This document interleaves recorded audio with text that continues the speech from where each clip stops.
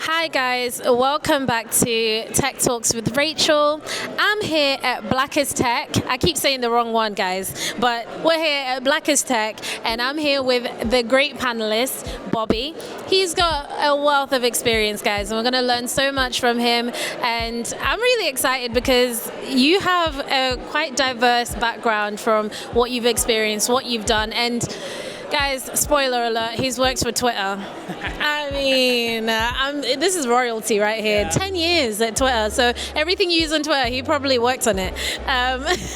So, Bobby, could you give us a bit of an introduction as to who you are and your various roles in tech and where you've come from and where you are today? For sure. Well, first of all, thank you so much for the invite. My name is Bobby Dorless, but my friends call me Bobby D, so definitely holla at me. I am a founder and CEO of a tech community called the Tech Hustle, which really focuses on motivating, inspiring the next generation of engineering, but also those that are already at the keyboard. So if you're an engineer that looks like me and you, that don't have that feeling of community or a peer group or have a mentorship, that's what the Tech Hustle is providing, is that type of medium. Now, in terms of my skill set, you already dropped it a little bit, is I worked at the Bluebird for almost 10 years, becoming a staff site reliability engineer. Now, that role is basically a systems engineer, but also a software engineer. So I have a few extra skills that I've developed over the years, and definitely something I'm hoping that your audience can, follow me, get more connected so you can learn a little bit more about it. But in general, just think of it as somebody that has a wealth of knowledge of how the internet really works. From building data centers to building racks and computers, operating systems, networking, and then obviously application development. But one of the things that I've always enjoyed to do is automating myself out of a job, which is one of my mantras, is writing code that takes care of a lot of this stuff that you have to do manually and automating the heck out of it. So that's probably one of my biggest feather in my hat is working at Twitter, but I've been in the industry since 2002. So I know I look a little young though. You do. I mean, you don't look like you've been in the industry that long. Come on. But 22 years, I can't believe it. And I started off at the help desk, first, engaging in customer service, but really just falling in love with the idea of building and managing lots of computers and systems. My story goes back to I'm a first-generation Haitian American, so I'm new in terms of my family's tree to this country, and I'm like the first one in my family to be born here. I didn't go to college, so I don't have a college degree. Certifications are a way that I leveled up. Linux as an operating system is the thing that I really built up as a foundation. And yeah, I've been on this hustle, so that's what I'm trying to give you, a little bit of that. Okay, so I want to focus on the part where you say you don't have an education in terms of a university education. I've seen that that's quite an important thing in the US, a bit more here than the UK. So you started at a help desk. Was that customer service? Yeah, so the help desk was definitely customer service. I was the person that if you had a problem with your password, something wrong with your phone, something wrong with the printer, something wrong with your account application, you called me. And low-key, I became like the number one response person in this company that I worked for at least about a year and a half. I was a financial company developing that skills. But the cool thing that happened during my time there is that management started to know that my skills were a little bit higher than most. They was like, how are you working at this help desk job when you're solving all these problems? You should go start working on stuff like that. And that just really opened up the door for me. Now, not having a college degree definitely has held me back over the years because I've had challenges getting promoted, getting recognized for my work, and definitely even getting other job opportunities because I didn't have a four-year degree. But certifications definitely helped me out, but it still was something that always held me back.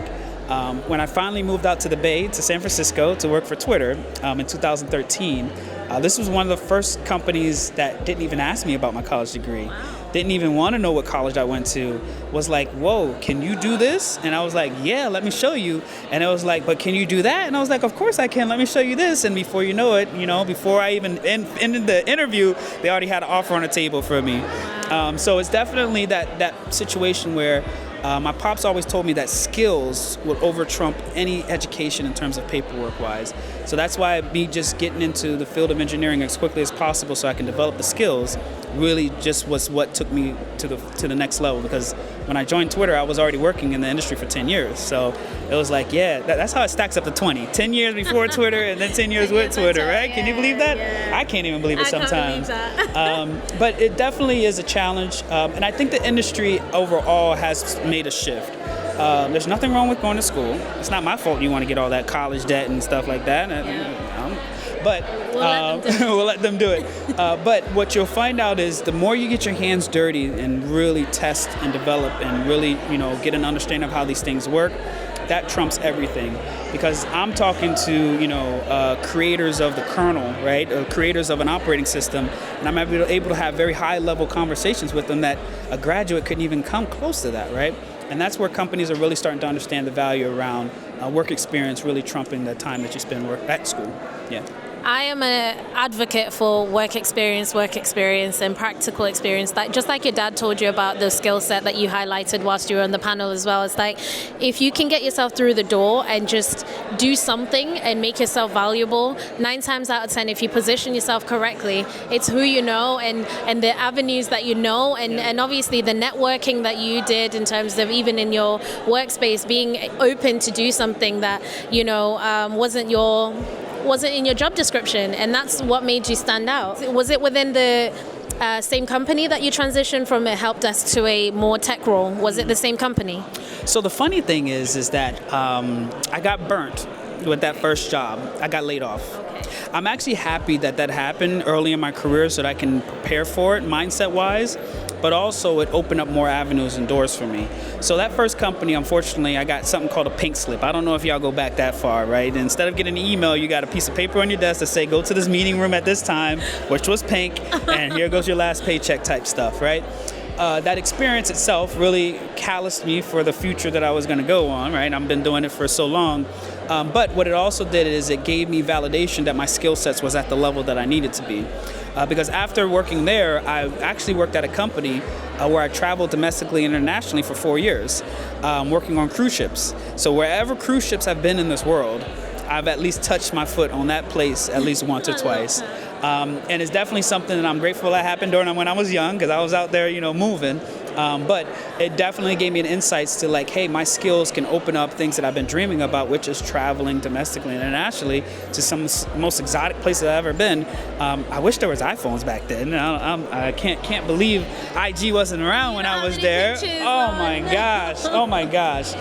But in general, that was just the next stepping stone, because then I started to work in state local government. And that's where I really started to hone in a lot of my skills. Because the cool thing about state local government here in the States is that they like to spend money.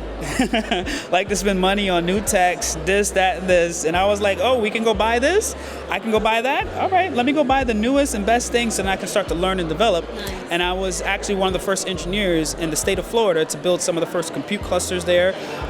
Some that we do statistical modeling for rainfall or hurricanes. So whenever you see one of those maps that comes up and says, oh, this hurricane is going to hit this spot percentage-wise, I was one of the engineers that built some of the first compute clusters that do that. Oh, that's really cool. I find those so interesting. Right?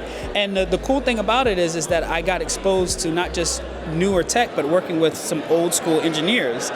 This is kind of that thing that I think your network that you mentioned and the people that you have around you, always be working in a space where you're not the brightest one. One of my mentors told me, he was like, hey, Bobby, if you ever get to a spot where you're the smartest person, it's time for you to go somewhere else. Run. And basically what happened is that my mentors became my peers and my peers became my students. They started to learn from me. And then he was like, hey, it's time for you to go. It's time for you to find another job. And then that's when I went on to go work at Twitter afterwards. So it definitely was one of those really eye-openers in terms of my journey, not having the credentials, but really just doubling down on the idea of developing skills. People, obviously, you see I'm very, friendly, and I have a little different type of energy that definitely draws people in. But it's really just meant so that I can get to where I got to go in my manifestation of the dreams that I'm working on. Yeah. What kind of skills do you think people need to be successful in the tech industry, either specifically for your role or for other roles that you've seen? What are the unique characteristics and personality traits that you think someone should develop? Because I feel like you can't say, oh, I'm not patient, because you can become patient. So what kind of traits can we either develop or maybe highlight within ourselves? That's what's up. That's actually a really great question. And the reason why it's a good question is you can imagine how many people I've interviewed over the years. I've interviewed hundreds of candidates. And let me tell you, the main thing that catches my eyes, especially when I'm in an interview or a conversation, when someone is intrigued about learning and developing, right? One thing that I learned over the years is that you can't stop learning. you always got to continue to iterate. That's a programmer term, iterate, iterate, iterate. And you literally have to fall in love with learning. Learning and development is what's going to keep you up in this game that we're playing called tech. Because the same technology that I was using 3 years ago is already deprecated, right? Java's coming out with a new version. Angular has this new version. React is, Python is coming out with Python version 10 now, right? Fictitiously, but just saying that that momentum is always going to keep going. And if you don't showcase that attribute to me, it's going to be really hard for us to work together, right? Because I want to have an engineer, a peer of mine, that wants to learn as much as I want to. Like, oh, how does that work? Oh, we've got to go find out how does that work, right? Not that, oh, yeah, we're just done, move on, right? And that's definitely one thing that I always listen for and definitely during interviews are looking for.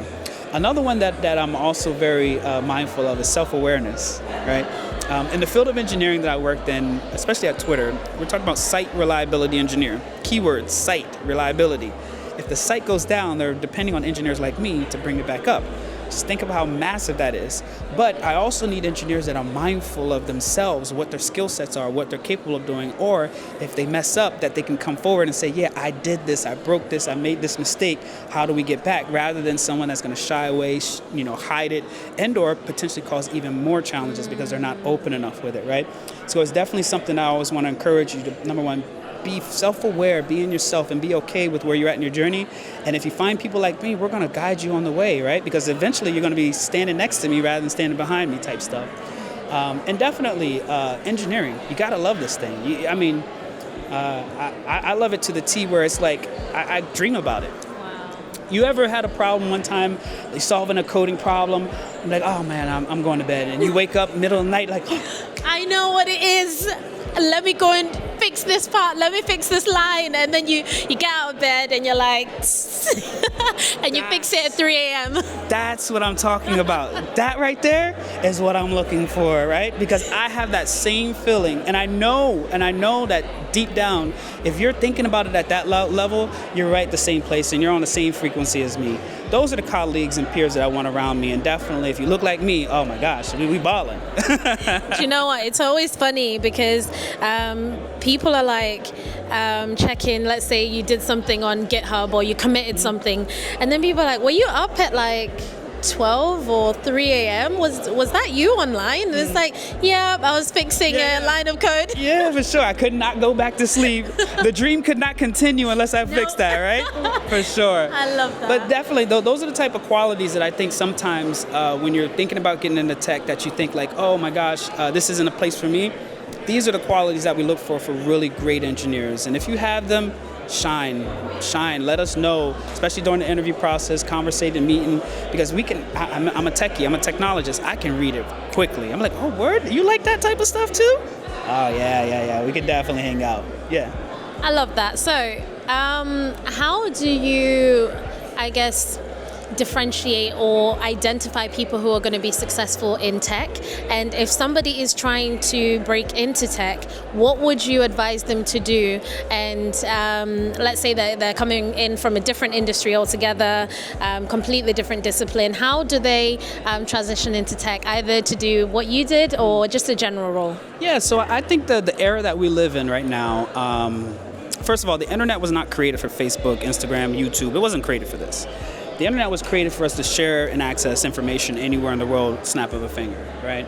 And that's the thing that I always take as a value system is how do you understand the use of the internet, right? Are you one of those engineers that only use it to socialize things or just telling people about your project, or are you using it to build communities and develop and showcase your work, like on GitHub, like you're talking about, right? It's like once you can really differentiate the differences, then that's where those qualities really come out even more. Talking about GitHub, or talking about project work, or talking about development, the era that we live in, I would say 90% of the things that we use, from this microphone to that camera to YouTube that you're running on, runs on open source software. These are software that are free for you to access the source code. And if you have access to the source code, you can make contributions to make it better. One thing that I always suggest people, especially if they're thinking about getting into tech, is to start following along, right? You don't have to be the one that's contributing, but follow along. Join the community, join the email list, join the Slack channel, the Discord, and just follow along. And before you know it, you're gonna be like, oh, I know what they're talking about. Or you might find out like, this ain't the community for me, let me go find something else. But at least you're showcasing that attribute that we're looking for, is that you're willing to make the contributions that you need. Because at the high level, we're only working in that type of space, right? We're not, and this is probably the thing that I always, in Hollywood has definitely set this up, is think that we're in the closet or in downstairs with a hoodie on, just all by ourselves in the basement. I'm just a hacker by myself. In real life, it's a group, it's collective. Actually, I call it a collective code base. If you don't know how to work in a collective code base and you're only thinking about yourself, then not going to be successful. Not going to be successful. So those type of skill sets that you can develop before even getting a job are so important, so that you don't need a college degree. Guess what? You can go on right now and go find out, right? And that would be my words of encouragement. Okay, so 2 questions left. What emerging trends or technologies do you think is going to be important and vital to what technology is going to look like in the next 5 to 10 years? Yeah. If y'all haven't heard about AI yet, let me tell you, it feels like when the internet was first created.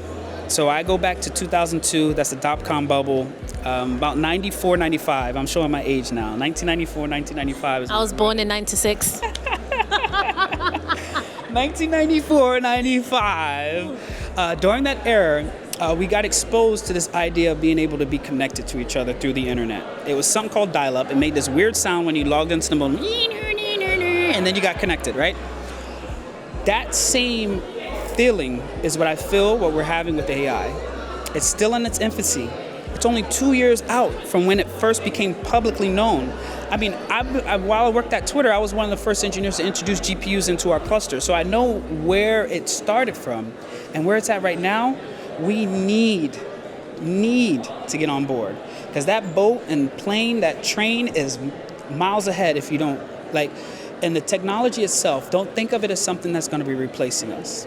It's going to be something that's going to be an addition to our ability to do what we do best. And the way that I always view it is imagine if you got in at the ground floor when it first started, and then you just kept following along, and then it's here. Just follow along. Understand it, use it, find it, use case for it. I use it every single day. And don't think that it's going to be something that's going to take away from you. Just think of it as something that's going to add on to you. Now, in terms of where it's going to go, oh my gosh, I wish I had AI while I was working at Twitter. I wish. Really? Yeah, I wish. Because one of the mantras that I mentioned earlier is automate yourself out of a job. Now imagine if I had AI when I was doing that. I would have, Elon Musk would have probably paid a few more billions for it if I would have had access to it. And that's the thing that I want your audience, and definitely those that are tuning in, is just to understand that this technology is iterating very fast. It's not going to slow down, and we just need to follow along. If not, we're going to be left behind. And definitely think of it as an addition to you rather than something that's going to take away from you. Yeah. That is invaluable. If you guys don't listen, I don't know for you, because I'm listening. After this, I'm going to do as much research. I'm going to go to as many AI talks here as possible. So what's the best career advice you've ever received in your life, and what would you like to pass on to the viewers? Ooh. One of the best career advices that I had, and this might sound harsh, but it's been my reality, is every person I meet, there's 3 buckets that I have. When I first meet you, you're an asset. Eventually, I want you to become friends, and then eventually I want you to be a family. But everybody starts off as an asset. And what I mean by asset, I don't mean that I'm going to take something from you. I'm saying that we are going to be contributing and developing together. Because eventually I want to be your friend. I want to come into work or meet you and be like, hey, so how was your weekend, right? And then eventually I want it to be like, so what are you doing this weekend? Well, let's hang out. That's going from asset to friends to family. And the thing why I bring that up is I think a lot of people jump the bucket and move a lot of people into the friends or the family before you ever treat them as an asset. And my biggest thing is that regardless of who you meet, they're always going to provide value to you, and always pour into their cup as much as they're pouring to yours. But always quickly move people from being an asset into a friend so that you can have a more in-depth or deeper relationship with them. And if they're lucky enough, then they become part of your friends. But you keep those circles small as you go in, and they're going to be tighter and tighter, because those that are around you, when you need them the most, especially those family members, you can go to the moon and back. So that would be my advice. You heard it here, guys. Asset, friend, family, and that is even in a corporate space. How have you found those friendships and relationships that you've cultivated? How have they served you over the years then? So I told you I worked at Twitter for 10 years, right? So, I got a lot of friends and family, right? If I need to go get a job tomorrow, my network is my net worth. That's all it is, right?